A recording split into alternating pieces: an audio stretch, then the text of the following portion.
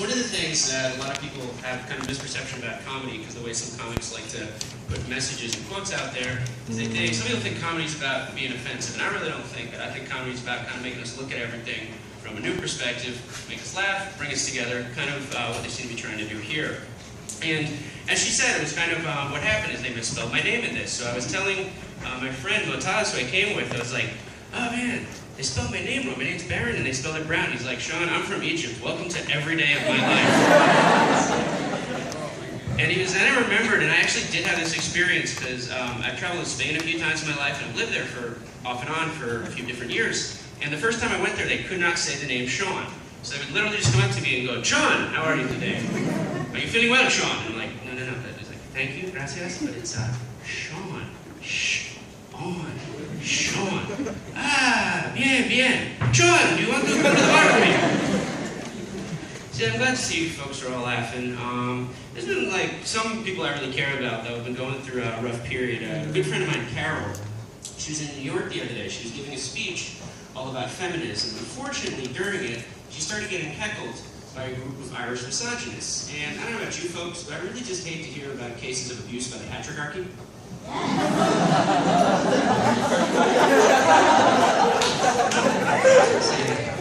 father has also been having a bit of a rough year.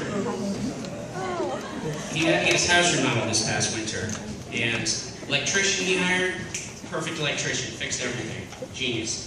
Hired a carpenter. This guy was like a Japanese Zen master, just everything was beautiful in the house. Unfortunately, the painter he hired turned out to be a cubist. So there's a toilet in the kitchen and my dad's bed is on the roof.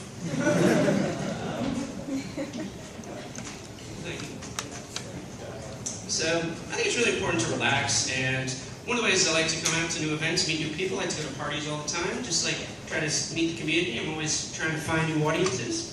So I was at a party a couple weeks ago, and it was really interesting. There was all these people I didn't know, and so first person comes in, it's like, hey, would you like a drink? Would you like a beer? So they hand me a beer. Now it was a strange brand of beer I'd never seen before. It was a brand of beer from Saudi Arabia.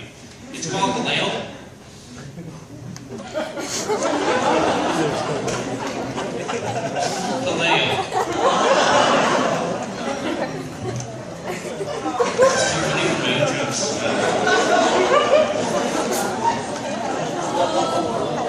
So I was at the rest of this party, keep talking to everybody, and there was a group of these people all dressed in black. Now, let's talk to anybody, I don't judge people, so I go up, and it turns out they were a group of anarchists. They're really nice people, so we're talking, and they're finally, so one of the anarchists comes up and goes, Shawn, what's your solution to the class struggle? I was like, well, I just always tried to make friends with the kid who took better notes.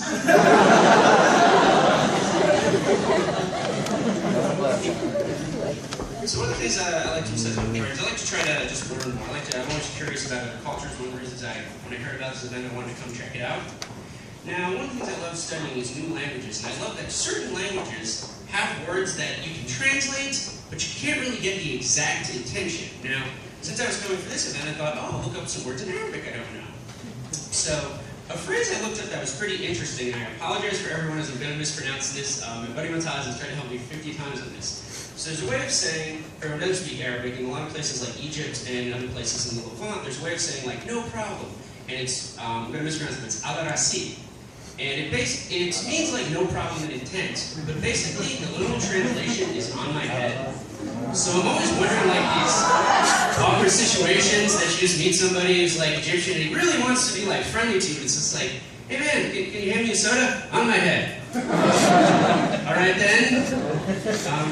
Oh dang, I'm running late for the airport. Can someone give me a ride? On my head. I'm just gonna call a cab then.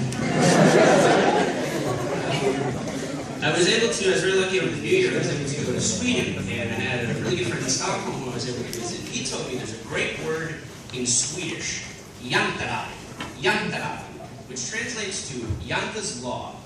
But what it means is, it's like an idiom, that literally translates, the intention is, don't be that interesting. The Swedes actually need a word for this, because they're worried about this problem happening.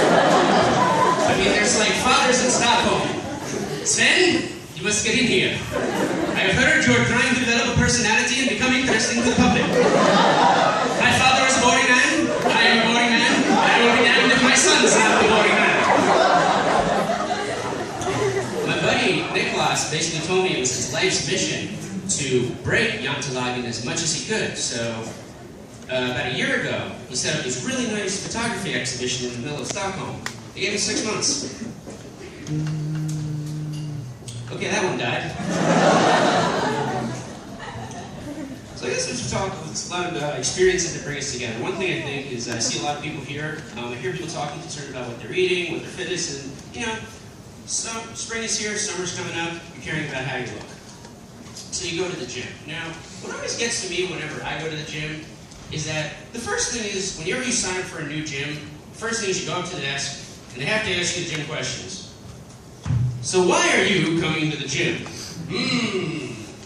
Why would I want to come to the gym? Well, you see, I love being overcharged for everything, constantly being made to feel physically inadequate, and have really lousy EDM music blasted into my ear non-stop. There's not a lot of nightclubs open at 2 in the afternoon, so I'm coming to the gym. So you finally get there, you get in, you go through all this, you want to do your stretches. Now, I was never an athlete in school, so I don't know how to do the good stretches. So I have to watch someone else doing stretches, so I'm like, yeah. Right, yeah, I'll do one of those. But then suddenly this person realizes you're watching them, and so you have to go like, yes, well, they stretch like this all the time. This is how they stretch in Bangladesh. The next person that comes up, whatever at the gym, when I finally get to the machine, there's always this one person, it's usually a guy, who just comes up and you'll get, like, whatever the machine is, you just do a pull down. It goes one pull down. And just as you're starting, hey, how long can you be on that? Can I jump in? There's 15 other free machines! Oh, well, you see, I got this thing where I like to annoy people I don't know in public places, so, you know, maybe we could work something out? Fine, I'll switch. I guess we'll finally, the last thing at the gym is, what always gets to me is, whenever I go into the locker room, now I've talked to friends, and this happens apparently in every men's locker room in the world, is that for some reason, there is always an older gentleman. And by this gentleman,